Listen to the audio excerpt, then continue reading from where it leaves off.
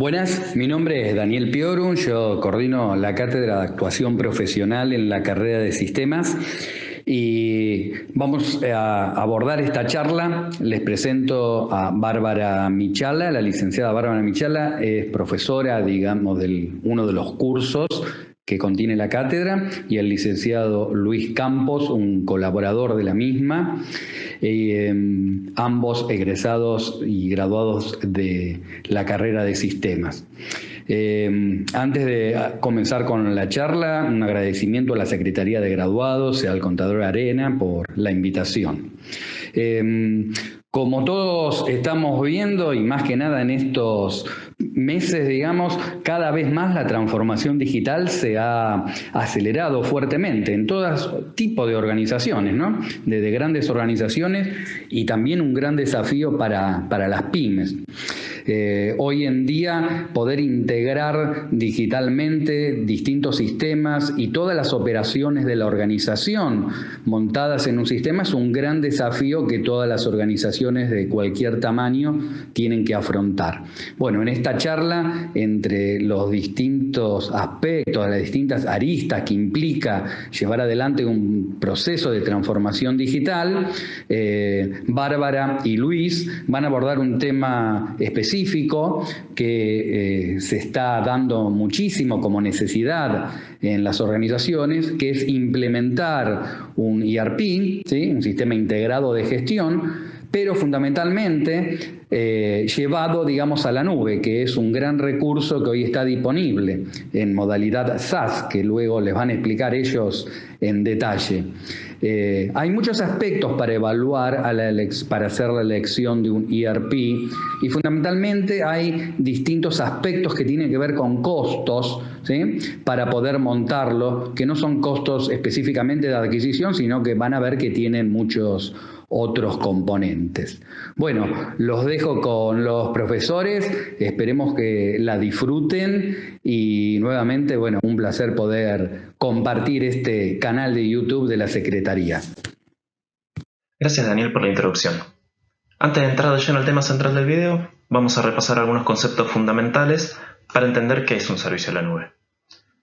Cuando nos preguntamos qué es la nube, lo primero que se nos viene a la mente son los servicios masivos más conocidos: redes sociales, música, películas, videos, ofimática, sitios de compra-venta.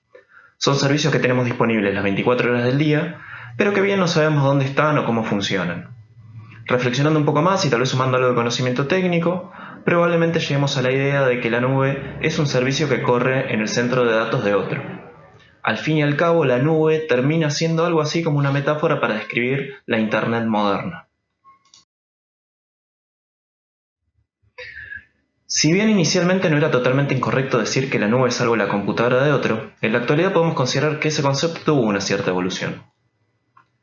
Hoy la nube no es necesariamente el datacenter de otro, sino que está definida como una modalidad de servicio empresarial, la cual tiene un objetivo muy claro, que es disponer de la tecnología para entregar valor al negocio de manera ágil y eficiente. En 2011, el Instituto Nacional de Estándares y Tecnología de Estados Unidos nomencló las 5 características esenciales que definen un servicio de computación en la nube. Como primer punto, tenemos la autogestión de servicios y recursos, que implica que no haya necesidad de interacción humana por parte del proveedor para hacer uso del servicio. Una vez establecido el contrato inicial, puedo agregar características, configuraciones o usuarios de manera autónoma. La elasticidad se refiere a lidiar rápidamente con los picos de demanda y a liberar recursos cuando ya no se requieren. Tiene que ver principalmente con la cuestión de no estar atados a gastos fijos, teniendo capacidad ociosa, y a la posibilidad de poder acompañar ágilmente las necesidades generadas por el crecimiento de la organización. Otra característica importante es poder acceder al servicio donde y cómo se necesite. Esto implica tener en cuenta tanto la ubicación geográfica del usuario como la variedad de dispositivos que necesita utilizar. Pensemos en smartphones, laptops, tablets, tecnologías de acceso a la red como ser 4G o Wi-Fi. En cuanto a los recursos del servicio, se agrupan de manera transparente para el usuario, como por ejemplo en un servicio de colaboración en la nube que incluya correo electrónico, chat y calendario. No tengo usuarios diferentes para cada módulo, cuento con un único punto de entrada en una plataforma homogénea. Finalmente, las cuestiones relacionadas con la medición del servicio apuntan a poder cuantificar de manera objetiva tanto la erogación como el cumplimiento de las condiciones acordadas en la contratación, como por ejemplo en un acuerdo de niveles de servicio que diga que la prestación tiene que tener una disponibilidad del 99,99% del tiempo. Cuando realizamos el análisis de un servicio de tecnología de la información, tenemos tres dimensiones importantes a tener en cuenta. Primero, si los recursos son compartidos, como por ejemplo en un esquema de nube pública, donde una misma plataforma da servicio a numerosos clientes, o si son de uso exclusivo. Segundo, ¿quién administra esos recursos? Que tiene que ver con las responsabilidades de administración para las diferentes capas de la solución, como son las bases de datos, los sistemas, las redes. Finalmente, ¿dónde están esos recursos informáticos? ¿Están en nuestras instalaciones? ¿Están en un sitio específico del proveedor? ¿Están distribuidos y replicados globalmente? Combinando estos tres factores con el tipo de recurso tecnológico que nos proveen, podemos definir las diferentes modalidades de servicio que se encuentran en el mercado. Las modalidades más tradicionales de prestación de servicio en la nube son la de infraestructura como servicio, o IaaS, plataforma como servicio, o PaaS, y software como servicio, o SaaS, las cuales se diferencian principalmente por sobre quién recae la responsabilidad de administrar los diversos componentes de la solución. Teniendo en cuenta el foco del análisis de este video, vamos a tomar como eje dos de los escenarios más habituales en las pymes. La instalación en sitio, o on-premise, implica que la organización tiene bajo su responsabilidad toda la infraestructura de recursos de TI, desde el plano físico, electricidad, refrigeración, redes, hasta lo lógico, como ser base de datos y aplicaciones. Con este esquema estamos hablando de capacidad desplegada de las instalaciones del cliente, ya sea un pequeño servidor o un data center completo. Software como servicio, SaaS, del inglés Software as a Service, podría asimilarse al otro extremo.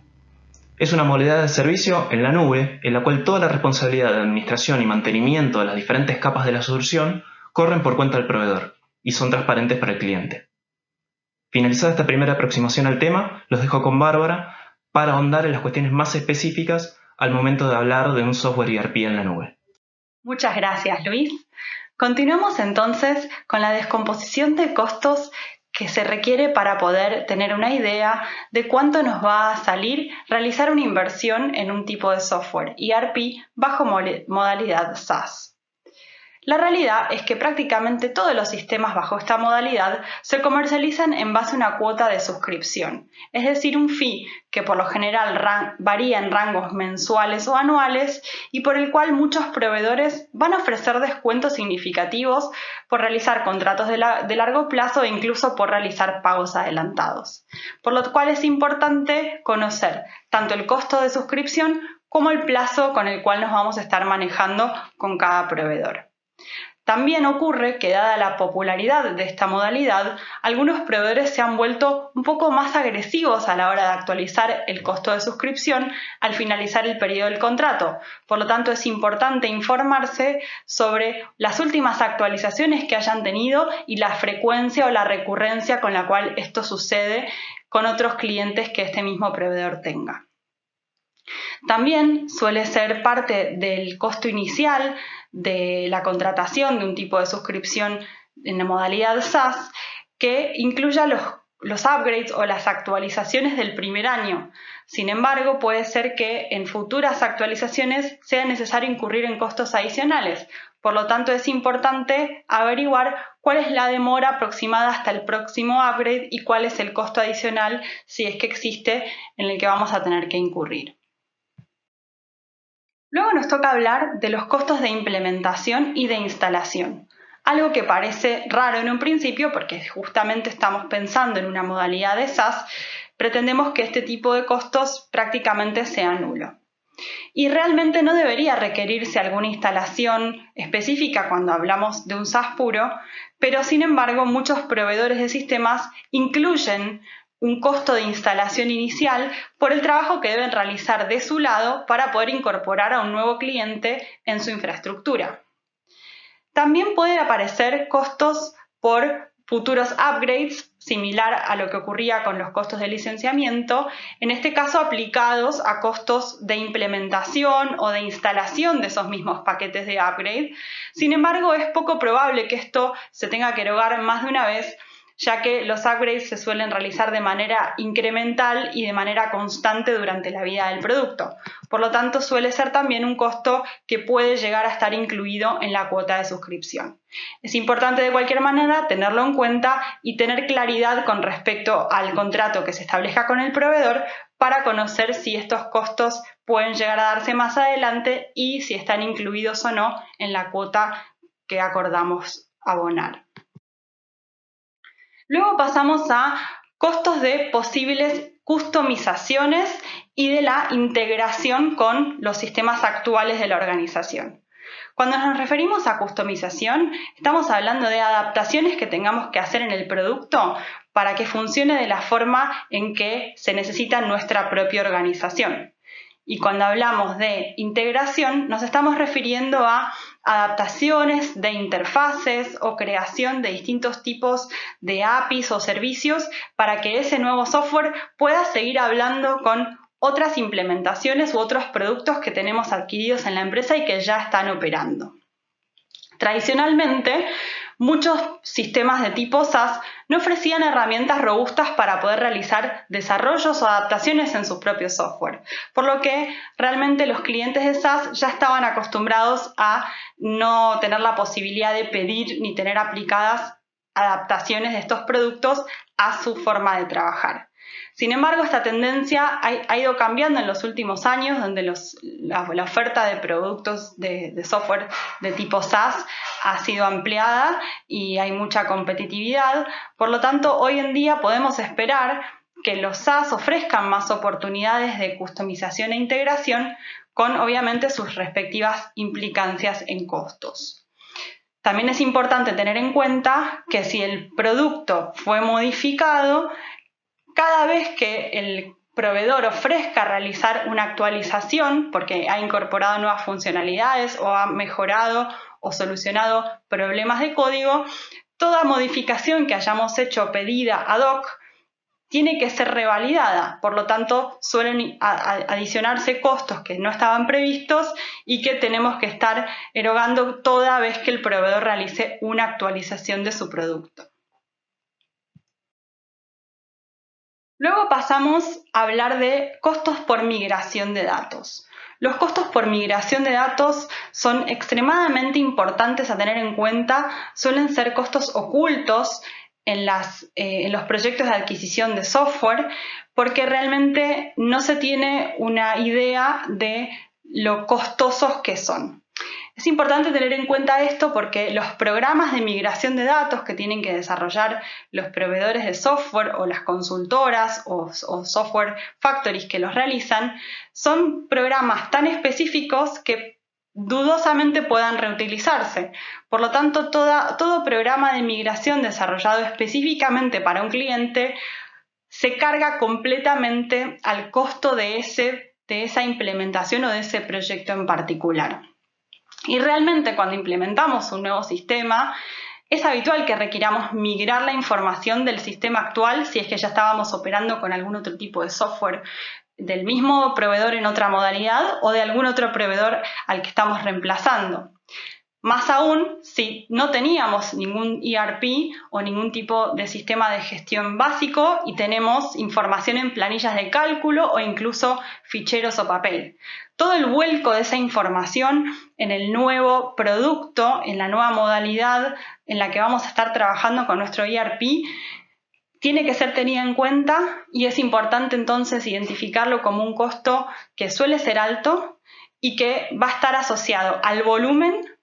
y al soporte de dichos datos, es decir, cuán complejo sea el volcado del soporte actual, planillas de cálculo, ficheros o alguna base de datos relacional, al nuevo sistema. Y además hay que tener en cuenta conversión en los formatos de los datos que sea necesario, consolidación de datos con otras fuentes, limpieza, duplicidad, todo lo que tenga que ver con calidad de datos que tiene que ser aplicado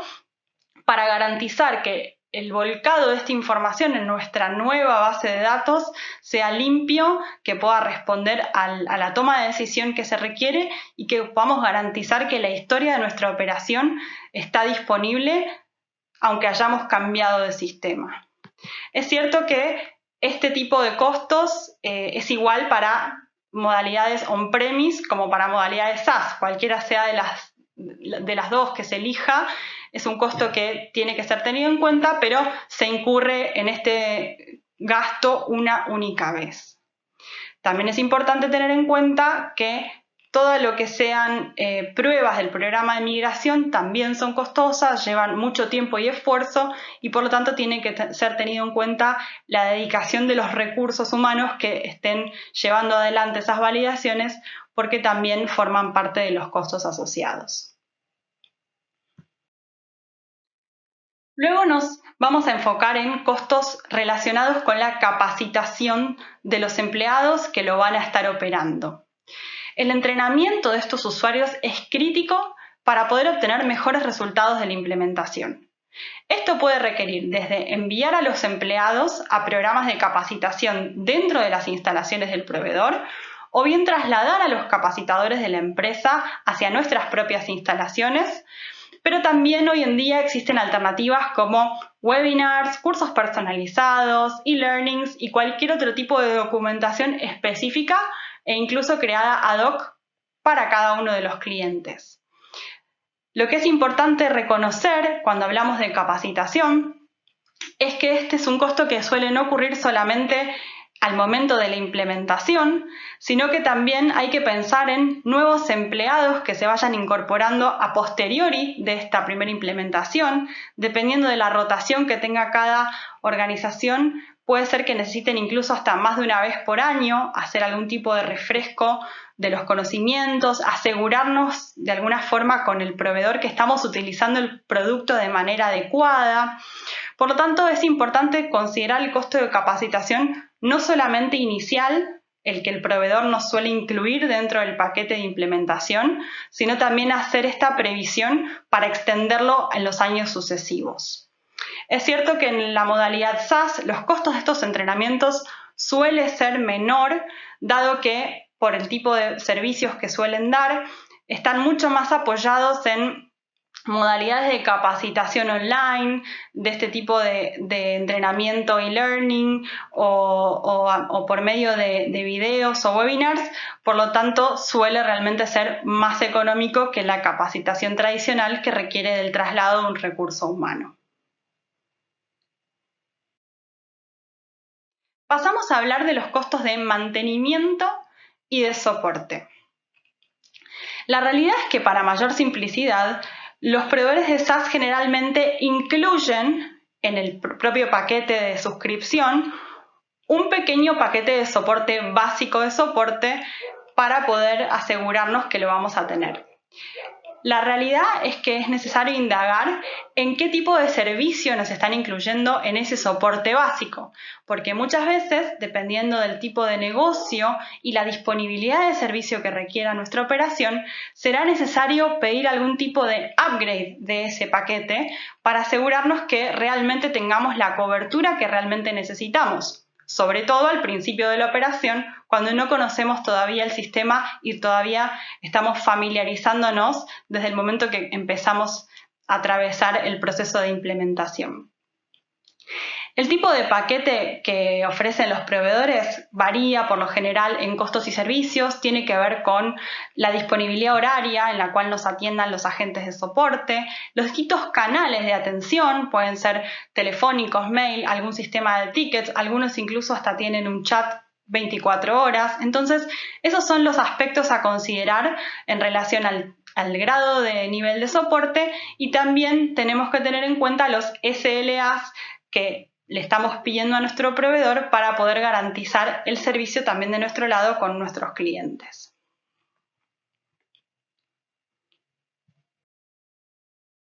Luego pasamos a hablar de los costos de hardware, que al principio parece sorprendente porque justamente estamos pensando en una modalidad SaaS, nos preguntamos por qué vamos a hablar de costos de hardware. Sin embargo, es importante que reconozcamos que a pesar de no necesitar adquirir nuevos servidores, porque ese alojamiento va a estar del lado de nuestro proveedor, sí es importante verificar que contemos con PCs modernas, con navegadores web actualizados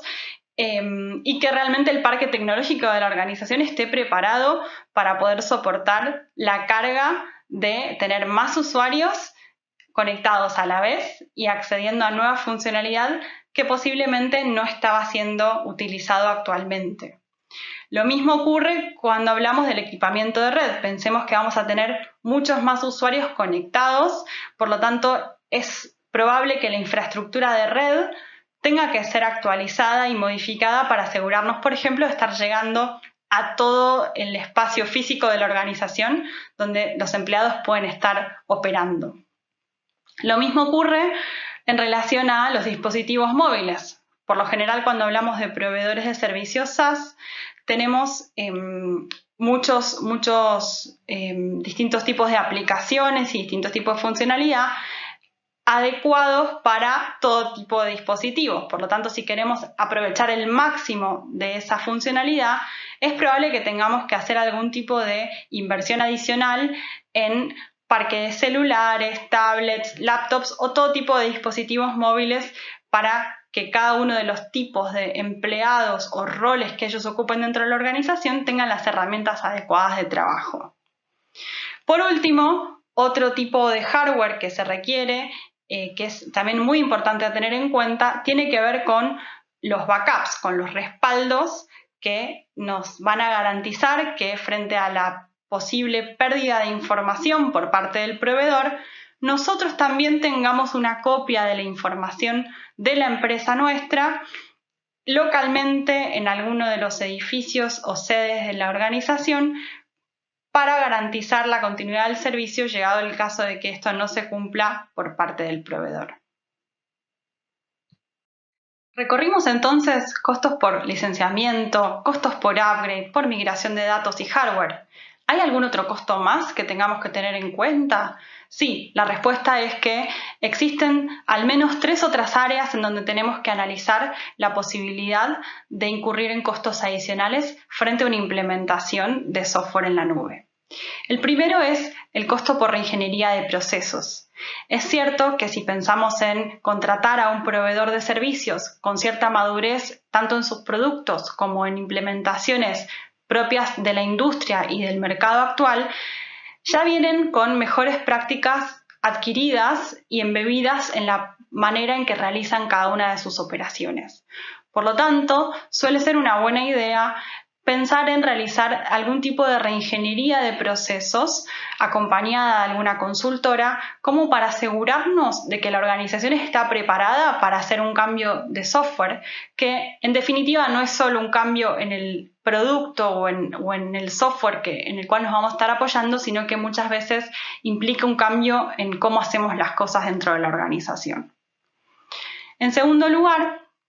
tenemos también que tener en cuenta cuán bueno es nuestro servicio de Internet. Puede ser que el contrato actual con nuestro proveedor sea con un ancho de banda básico y si nos vamos a ir a una modalidad de servicio en la nube, claramente vamos a estar ocupando de forma permanente y en gran medida el ancho de banda de datos para poder estar intercambiando información y realizando transacciones directamente contra la nube. Por lo tanto, es importante consultar con el proveedor cuál es el servicio y el ancho de banda habitual que suele tener una organización de nuestro tamaño y de nuestra industria para poder prever cambios en los contratos con el proveedor actual.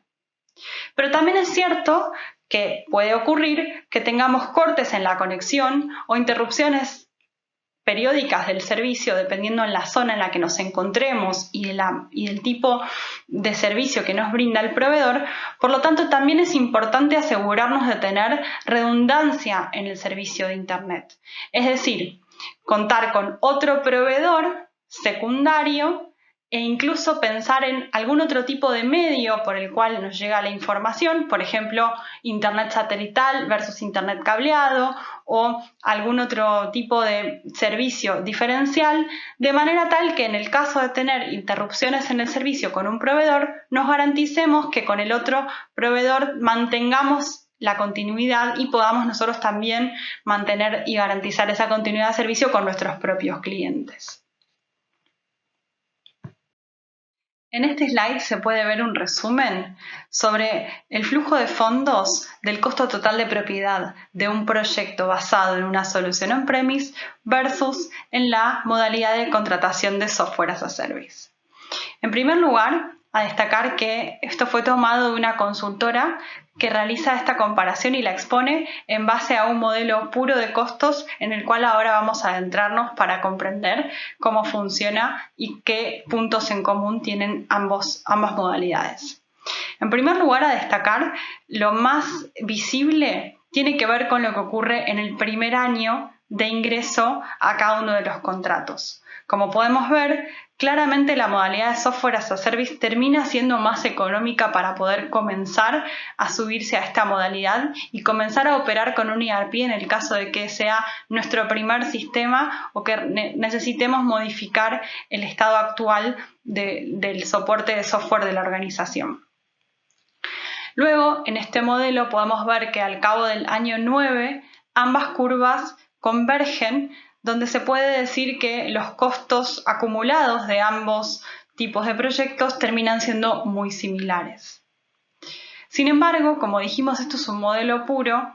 y nos interesa hacer foco sobre todo en lo que pasa entre el año 4 y el modelo 5, ya que la realidad del mercado nacional nos ha demostrado que realmente es ahí donde se produce la primer convergencia entre ambas modalidades de contratación. Fijémonos que al cabo del año 4 ambas curvas vienen acercándose considerablemente, pero en el año 5 se ve un despegue de la modalidad on-premise donde hay un pequeño salto en costos que hace que se vuelvan a separar. Esto se da porque se supone que al cabo del año 4, año 5, el hardware que se requiere para soportar una modalidad de servicio on-premise ya fue totalmente amortizado y es necesario incurrir en costos por recambio o actualización del hardware para garantizar el tiempo de vida de sus componentes y no poner en riesgo la operación sobre ese tipo de infraestructura. Sin embargo, lo que sabemos es que en el mercado actual se suele estirar un poco más esa vida útil y por eso es que realmente de no producirse ese recambio al cabo del año 4, año 5 de operación, los costos de ambos tipos de servicios suelen igualarse.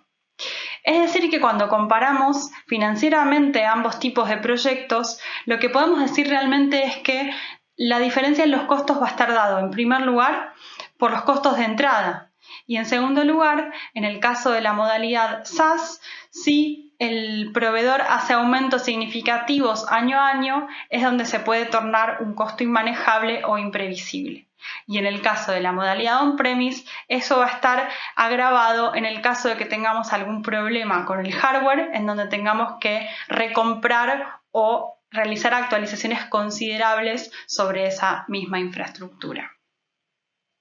Quedémonos entonces con esta imagen para pasar a hacer un resumen sobre lo que ofrecen y las capacidades de cada una de estas modalidades.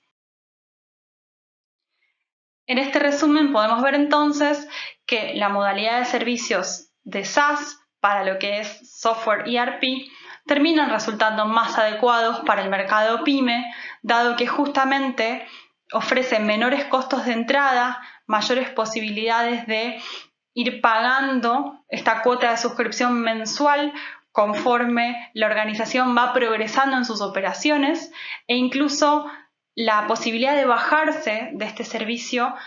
sin haber incurrido en costos de licenciamiento o de justamente adquisición de una licencia perpetua que después termina siendo un costo que no se puede apropiar al proyecto. Y finalmente, por la estabilidad del servicio y en realidad también esto tiene más que ver con la facilidad de acceso y la no necesidad de tener que realizar un soporte o darle servicio desde la propia organización. En cambio, los ERP on-premise son más adecuados para organizaciones más grandes que pueden incurrir en costos de entrada o costos iniciales más altos, con mayor posibilidad de financiarse, y que a su vez también cuentan con mayor infraestructura, quizás hasta tienen infraestructura preexistente que pueden asociar a este proyecto para no tener que hacer una inversión adicional, y también la necesidad de tener personal como parte de la organización, ¿sí?, en el área de TI o un área de sistemas que pueda realmente darle soporte y mantenimiento a toda esta infraestructura on-premise que estamos contratando.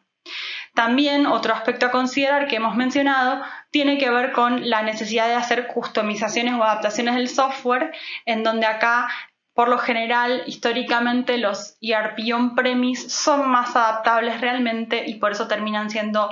elegidos por organizaciones de nicho u organizaciones que tienen procesos más específicos que no pueden ser ajustados a lo que ofrecen los tipos de servicios en la nube o ERPs en modalidad SaaS. Por lo tanto, con este resumen podemos concluir que si bien hay aspectos que hacen más adecuados a ciertos tipos de clientes cada una de estas modalidades, la realidad es que la definición o la determinación de cuál es el tipo de servicio que mejor se ajusta a la organización tiene que ver con otros aspectos también en relación a la funcionalidad, en relación a los requerimientos de certificaciones previas, de la trayectoria del proveedor, de adecuaciones tecnológicas para poder integrarlo con sistemas o infraestructura previa, es decir, aparecen realmente otros aspectos que terminan haciendo a la decisión, como también análisis de escenarios por los que puede atravesar la organización para realmente llevar adelante este tipo de proyectos.